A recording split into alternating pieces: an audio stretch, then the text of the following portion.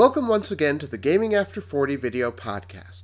Last week we looked at obtaining import games. This week we're going to look at playing them.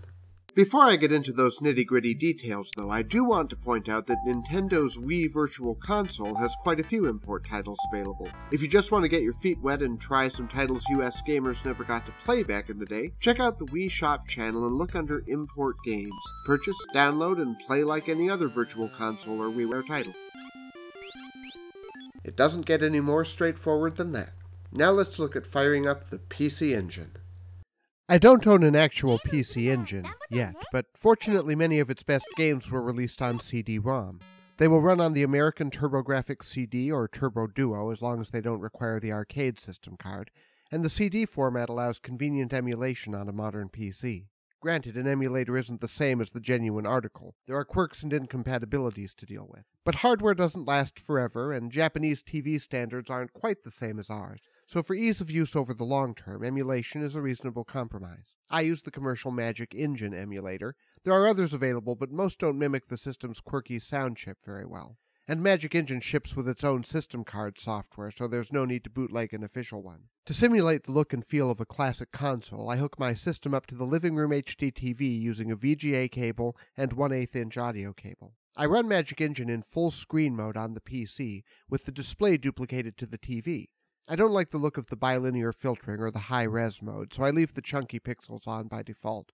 I also turn off the aspect ratio settings. The display may not be a perfect match this way, but it avoids odd pixel ripples during scrolling. I don't turn on the VSync either, as at 60 frames per second, occasional emulation stutters do happen, and I personally prefer smooth gameplay over a perfect frame rate. Someday I'd like to wire up an actual PC Engine gamepad, but for the moment a generic PC controller will suffice. I've configured it in the standard manner, matching the buttons to the PC Engine configuration, button 1 on the right and 2 on the left, and using the digital crosspad for movement. For blogging purposes I have the left shoulder button set up to save a screenshot, kind of like taking a photo. A quick test, and we're off! Here are a few of my favorite PC Engine games in action. Most feature enough English to be playable, so it's doubly sad that NEC didn't bring more of these to the US.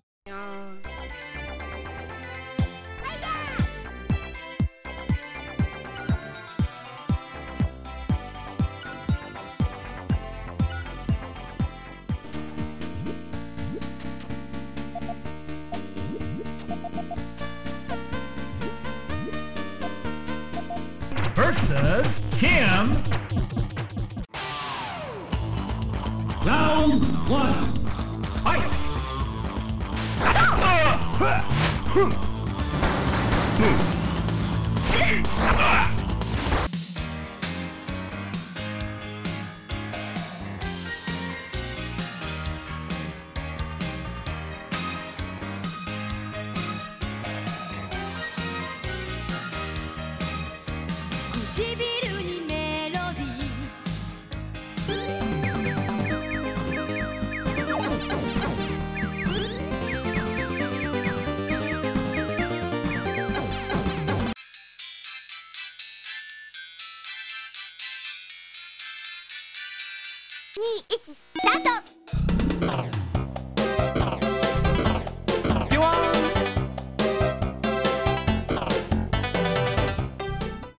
Import gaming isn't always this straightforward, but it's worth the effort to open up access to a whole new world of software.